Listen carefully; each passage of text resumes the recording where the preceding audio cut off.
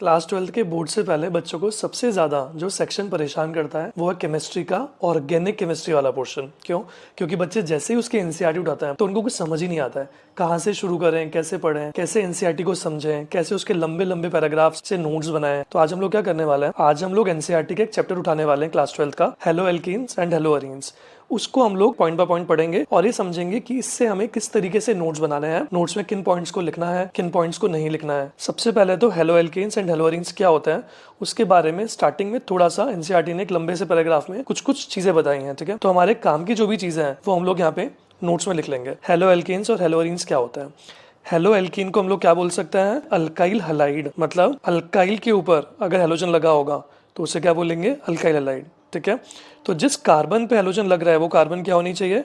sp3 carbon. Next is hello Areen, से आप क्या बोल सकते हो? Aryl halide. अरीन या फिर अराइल का क्या मतलब होता है? Aromatic ring.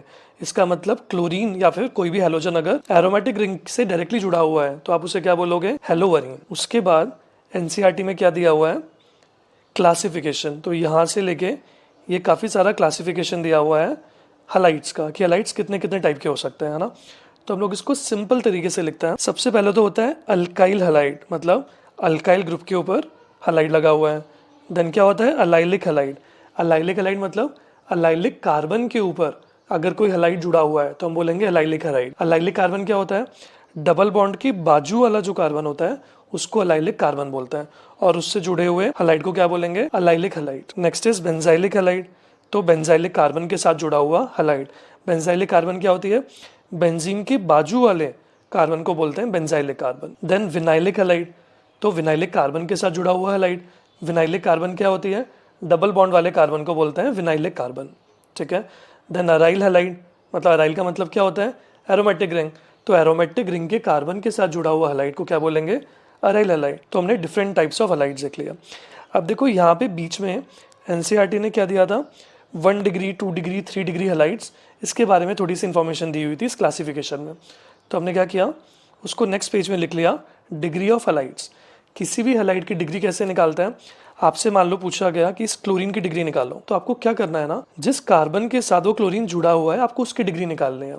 तो किस कार्बन के साथ जुड़ा हुआ है? इस कार्बन के साथ। तो उस कार्बन की डिग्री कैसे निकालेंगे? वो कार्बन कितने और कार्बन के साथ जुड़ी हुई है। ठीक है, तो ये कार्बन 1 और 2 दो कार्बन के साथ जुड़ी हुई है। तो इस कार्बन की डिग्री क्या हो गई? 2 डिग्री। तो इस क्लोरीन की डिग्री भी क्या हो जाएगी? 2 डिग्री। अब अगर ब्रोमीन की हमें डिग्री निकालनी है तो कैसे निकालेंगे? जिस कार्बन के साथ वो जुड़ा हुआ है उसकी डिग्री निकालनी होगी। उस कार्बन की डिग्री कैसे निकलेगी? कि वो और कितने कार्बन के साथ जुड़ी हुई है। तो 1 2 3, it means this is 3 degree bromine. तो ये था क्लासिफिकेशन वाला पोर्शन। अब नेक्स्ट आता है नॉमेनक्लेचर। देखो नॉमेनक्लेचर आप IUPAC में क्लास 11th में पहले ही पढ़ चुके हो, तो वापस इस सिंपल चीज़ को नोट्स में लिखने का कोई मतलब नहीं है। आप प्रैक्टिस कर लो पूरी की पूरी, लेकिन नोट्स को गंदा नहीं करना है इसको लिखकर। अच्छा, नेक्स्ट है नेचर ऑफ CX बॉन्ड। मतलब CF bond, CCl bond, CBr bond, CI bond, इनका कैसा नेचर होता है, इनकी बॉन्ड लेंथ बढ़ती है या घटती है, क्या होता है उसको देखता है। देखो CX बॉन्ड के अंदर सिंस हैलोजन ज़्यादा इलेक्ट्रोनेगेटिव होता है तो वो इलेक्ट्रॉन्स खींचेगा अपनी तरफ, तो क्या होगा, उस पर छोटू सा डेल्टा नेगेटिव चार्ज आ जाएगा और इस पर डेल्टा पॉजिटिव चार्ज हो जाएगा। क्लियर? इसका मतलब इसमें क्या होता है? डाइपोल मूवमेंट होता है किसी भी CX बॉन्ड के अंदर। अब अगर आपको कंपेयर करनी है बॉन्ड लेंथ तो कैसे कंपेयर करेंगे? फ्लोरीन छोटू होता है, क्लोरीन उससे बड़ा, ब्रोमीन उससे बड़ा और आयोडीन उससे भी बड़ा। एटम की साइज जितनी बढ़ती जाएगी बॉन्ड लेंथ भी उतनी ज़्यादा बढ़ती जाएगी, तो बॉन्ड लेंथ बढ़ती जा रही है। ठीक है, बॉन्ड लेंथ बढ़ेगी तो बॉन्ड स्ट्रेंथ कम होगी, तो उस बॉन्ड को तोड़ना आसान हो जाएगा, कम एनर्जी में काम चल जाएगा। तो इसका मतलब बॉन्ड एंथैल्पी का ऑर्डर उल्टा हो गया, डिक्रीजिंग। क्लियर है? तो एनसीईआरटी में यही टेबल यहाँ पे दी हुई है। पहले दी हुई है किसकी? बॉन्ड लेंथ की। देखो बॉन्ड लेंथ बढ़ रही है, फिर बॉन्ड एंथैल्पी कम हो रही है, फिर दिया हुआ है डाइपोल मूवमेंट। लेकिन ये इतना इंपॉर्टेंट नहीं है याद करना। क्यों? क्योंकि पहले डाइपोल मूवमेंट बढ़ा यहाँ से आने पे, फिर यहाँ से आने पे डाइपोल मूवमेंट घटा, तो एज सच कोई ट्रेंड नहीं है, तो उसको याद करने की जरूरत एज सच नहीं है। देन नेक्स्ट है प्रिपरेशन। तो सबसे पहले हम देखेंगे प्रिपरेशन ऑफ हेलो एल्केन्स और उसके बाद देखेंगे प्रिपरेशन ऑफ हेलो अरीन्स। तो देखो पहले ही देखो, मोटा मोटा स्ट्रक्चर समझने की कोशिश करो एनसीईआरटी ने कैसे दिया हुआ है प्रिपरेशन का टॉपिक। पहले उन्होंने बोला कि देखो सबसे पहले हम हेलो एल्केन को बनाएंगे एल्कोहल से, फ्रॉम एल्कोहल। उसके बाद उन्होंने बोला हम बनाएंगे उसको हाइड्रोकार्बन से। ठीक है, हाइड्रोकार्बन में भी पहले बनाया उन्होंने एल्केन से और उसके बाद बनाया उन्होंने अल्कीन से, ठीक है। फिर अल्कीन से बनाने के भी दो मेथड थे, एक HX की मदद से और दूसरा X2 हेलोजन की मदद से, ठीक है। तो अभी तक हमने कितने मेथड्स देखे, एक था फ्रॉम एल्कोहल्स, फिर था from hydrocarbons and then from halogen exchange, ठीक है। तो इसका मतलब 3 मेथड्स दिए हुए हैं, है ना। तो सिमिलरली हमने इसको नोट्स में लिख लिया। तो प्रिपरेशन ऑफ हेलो एल्कीन्स कितने तरीके से आप बना सकते हो उसको, एक तो एल्कोहल से, फिर हाइड्रोकार्बन से। हाइड्रोकार्बन में भी दो मेथड्स देखेंगे, एक होगा एल्केन से और दूसरा अल्कीन से। अल्कीन में फिर दो मेथड्स आएंगे, HX की मदद से और X2 की मदद से, ठीक है। फिर थर्ड मेथड है हेलोजन एक्सचेंज। क्लियर। तो हम लोग स्टार्ट करते हैं सबसे पहले फ्रॉम एल्कोहल्स। अब देखो एल्कोहल से किस तरीके से आप हेलो एल्कीन बना सकते हो, उसके लिए काफ़ी सारे पॉइंट्स यहाँ पे दिए हुए हैं इस पैराग्राफ में। काफ़ी सारी एल्कोहल्स की रिएक्शन दी गई हैं, अलग अलग रिएजेंट्स डाले गए हैं और सबसे क्या बनता जा रहा है, सबसे बनता जा रहा है हेलो एल्कीन। अब देखो इसको ना सिंपली आप कैसे समझने की कोशिश करो कि पहले ये रिएक्शन हमने देखी कि अल्कोहल के अंदर आपने डाला HCl, ठीक है। अब जब HCl डाला तो क्या होगा, HCl क्या एक एसिड है, एसिड का क्या काम होता है, दूसरों को H+ खिलाना। तो इसने इसको अपना H+ दिया तो OH ने H+ ले लिया, H+ लेते ही क्या बन जाएगा, OH2+।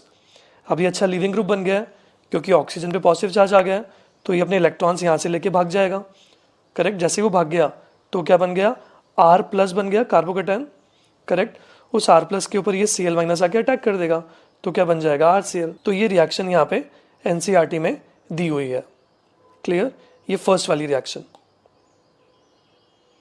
दिस वन, ठीक है। लेकिन इसके कुछ और एडिशनल पॉइंट्स है पैराग्राफ में दिए हुए हैं अलग से, है ना। तो हमने उसको पढ़ा उन सारे पॉइंट्स को और वहाँ से ही सीखा कि भैया for 3 degree ROH catalyst ZnCl2 is not required, और अगर 1 डिग्री या 2 डिग्री होगा तो आपको डालना पड़ेगा, ठीक है। देन नेक्स्ट पॉइंट हमने क्या लिखा कि जो रेट होगी, रेट ऑफ रिएक्शन, वो सबसे ज़्यादा होगी 3 डिग्री की, फिर 2 डिग्री, फिर 1 डिग्री। क्यों, क्योंकि यार 3 डिग्री कार्बोकेटाइन ज़्यादा स्टेबल होता है, क्लियर।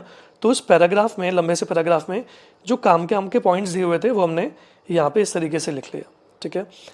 देन हमने रिएक्शंस को और थोड़ा सा अच्छा बना दिया। अल्कोहल्स में आप अगर PX3 डालो, PX5 या रेड फॉस्फोरस प्लस X2 या SOX2, आप देखो चारों ही केसेस में क्या बन रहा है, RX बन रहा है, ठीक है।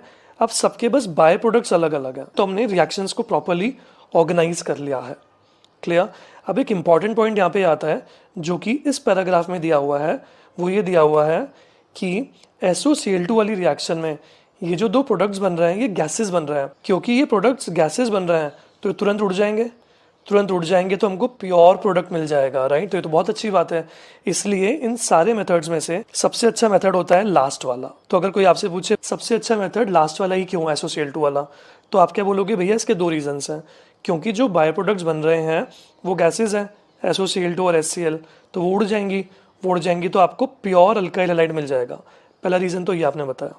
दूसरा रीज़न आप क्या बोल सकते हो, क्योंकि वो गैसेज उड़ गई हैं तो प्रोडक्ट्स कम हो गए हैं, प्रोडक्ट्स कम हो गए हैं तो जो रिएक्शन है वो फॉरवर्ड शिफ्ट होगी, करेक्ट। तो आपको ईल्ड और अच्छी मिलेगी, राइट। ली-चैटले प्रिंसिपल में पढ़ते हैं, क्लियर। तो ये दो रीजंस है। तो जो नेक्स्ट पॉइंट दिया हुआ है NCERT में वो ये दिया हुआ है कि ये जो अबव मेथड्स हैं इनको आप अराइल हलाइड बनाने के लिए यूज़ क्यों नहीं कर सकते हो। तो उसका क्या रीज़न है, देखो अगर आपको अराइल हलाइड बनाने हैं तो आपको यहाँ पे जो आपने ROH लिया है इसकी बजाय क्या लेना पड़ेगा, POH लेना पड़ेगा हर केस में, ठीक है। लेकिन आप जैसे ही POH लोगे तो ये जो O का लोन पेयर है वो कॉन्जुगेशन में जाएगा बेंजीन के साथ, तो यहाँ पे आएगा डबल बॉन्ड कैरेक्टर, करेक्ट। इसलिए इन मेथड्स को हम लोग अराइल हलाइड बनाने के लिए यूज़ नहीं कर सकते हैं, ठीक है। तो ये जो पॉइंट NCERT में यहाँ पे दिया हुआ था हमने क्या किया, उसको क्वेश्चन के फॉर्म में लिख लिया। तो ध्यान रखो NCERT में जो भी काम के पॉइंट्स दिए हुए हैं उनको नोट्स में आप क्वेश्चन के फॉर्म में लिख लो ताकि आपको वो पॉइंट्स याद रहें अच्छे से, ठीक है। तो वही लिखा है why above methods can be used for preparing aryl halides. तो हमने क्या लिख लिया, in phenols there is double bond character due to conjugation, right. So carbon oxygen bond is very difficult to break, clear. अच्छा, तो हमने क्या देखा, ये हमारा पहला मेथड था अल्कोहल से हेलो एल्कीन्स बनाने का। अब दूसरा मेथड क्या है, हाइड्रोकार्बन से बनाने का।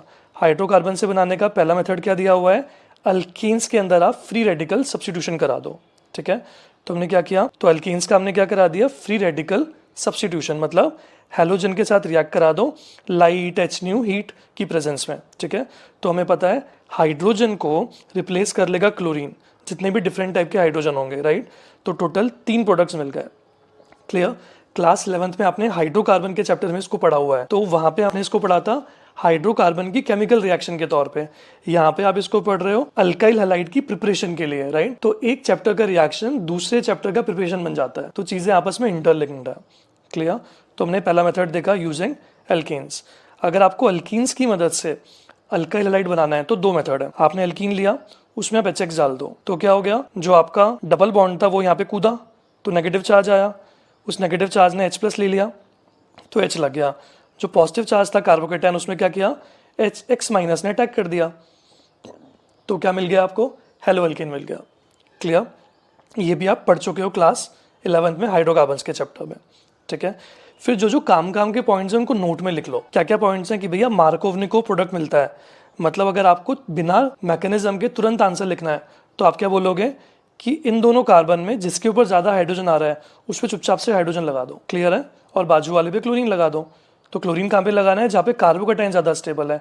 हाइड्रोजन कहाँ पे लगाना है, जहाँ पे पहले से ज़्यादा हाइड्रोजन आ रहा है। दूसरा पॉइंट क्या है, rearrangement is possible because carbocation is form. अगर आपने ये वाला एग्जाम्पल लिया तो क्या होगा, पहले H+ लगेगा यहाँ पे आके, करेक्ट, यहाँ पे है कार्बोकेटाइन।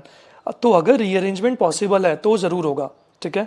यहाँ पे 2 डिग्री कार्बोकेटाइन है, लेकिन अगर ये H यहाँ से यहाँ कूद जाए, मतलब अगर रीअरेंजमेंट हो जाए तो ये 3 डिग्री कार्बोकेटाइन बन जा रहा है, तो यहाँ पे फिर बाद में Cl- आके अटैक कर देगा।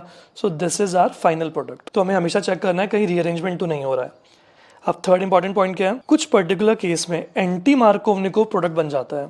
किस केस में बनता है, HBr के साथ अगर आपने पेरोक्साइड डाल दिया है तो फिर मार्कोवनिकोव नहीं, फिर एंटी मार्कोवनिकोव बनेगा, और इस इफेक्ट को हम बोलते हैं पेरोक्साइड इफेक्ट या फिर खराश इफेक्ट।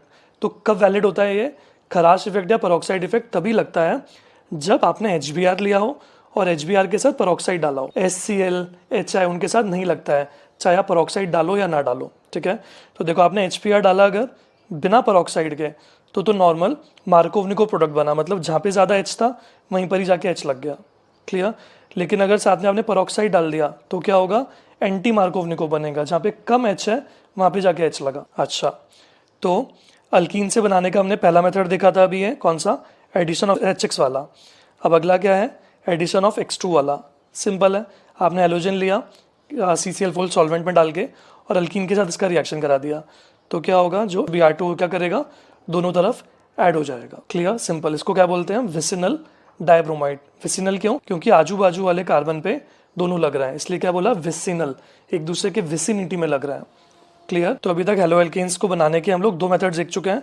पहला था अल्कोहल से, ये वाला, फिर दूसरा हमने देखा हाइड्रोकार्बन से, जिसमें 2 थे, एल्केन से और अल्कीन से, ठीक है। सिमिलरली तीसरा है हेलोजन एक्सचेंज से, ठीक है।